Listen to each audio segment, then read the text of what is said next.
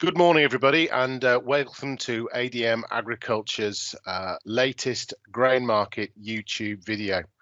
I'm joined today by my colleague Freddie Humfrey. Freddie is our national UK wheat trader, and we're just going to have a little chat about the market.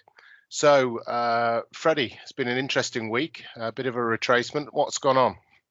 Yeah, thanks, Jonathan. It's been a really exciting, interesting week over the last week or so. Um, the majority of drivers haven't really been wheat orientated, so we're going to start actually with US corn and the significant purchases that we saw last week. So the total weekly purchases of US corn amounted to 5.16 million tons, which is a huge amount of volume. When you actually drill down into the daily numbers on that US corn purchases, Friday last week actually saw the third largest single day purchases of 2.1 million metric tons. Now, the majority of that demand is coming from China, and it was interesting to see that huge demand put a little bit of a butterfly effect into the global markets and did push corn higher. When you look at wheat, however, it's not really followed suit.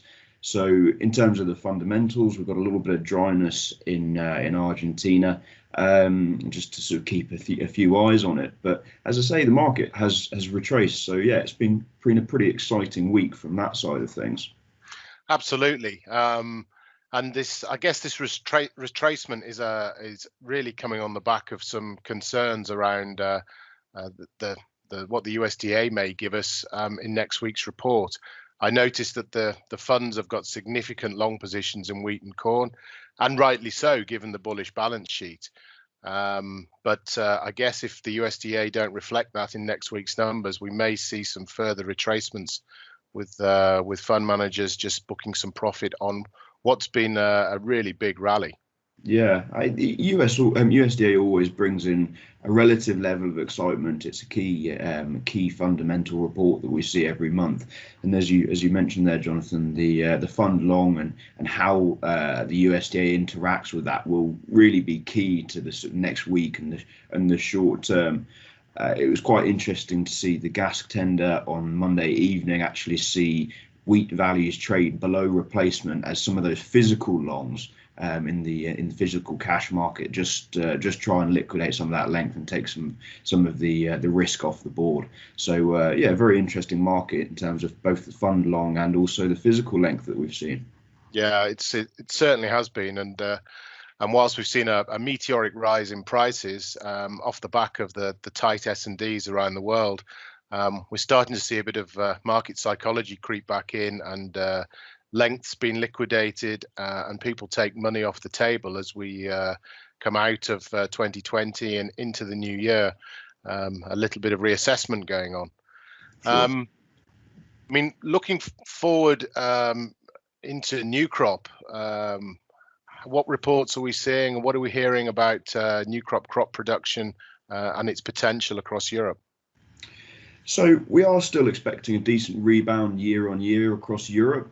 I mean, it won't take a huge amount of science for most of our viewers to look out the window and note that it's been very damp, particularly here in the UK, but also across Western and Northern Europe. So the crops have seen a significant amount of moisture, and that's just, I wouldn't say causing significant concern, but it is just keeping the eyes of the trade on that and how those crops come out of dormancy and develop into the spring. So still expecting a decent rebound, but just a few things to keep an eye on in a European perspective.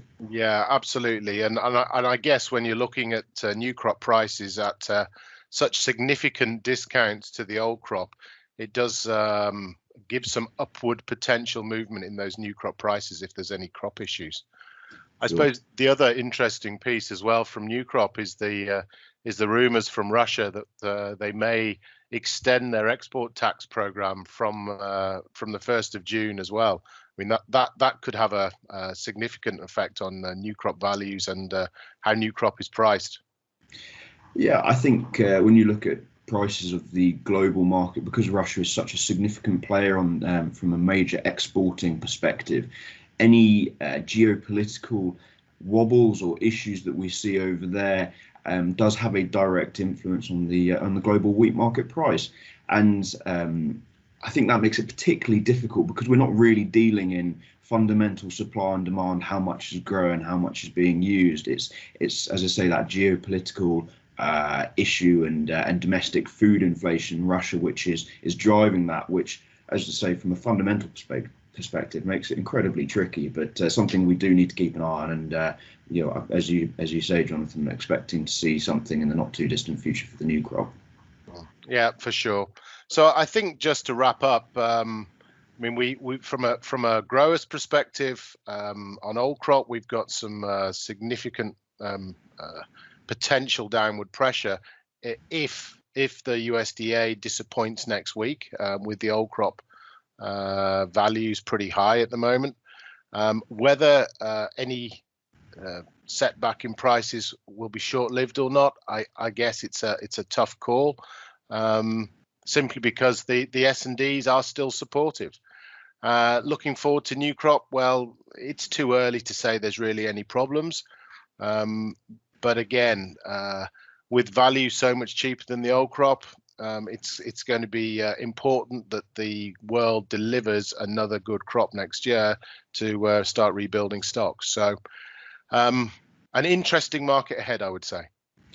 Yeah, I think just one thing we can for sure expect is this continued volatility that we've seen since the start of the year. We've got a long way to go for Northern Hemisphere crops, and we don't see that volatility subsiding anytime soon. So an exciting time to be in the grain markets. Absolutely. Okay, thanks, Freddie. Thank you for your time today. We hope that you found these insights interesting. And if anybody's got any comments, please get in touch with the ADM farm buyer, or reach out to us through the links at the end of this video. Thanks again. Thank you.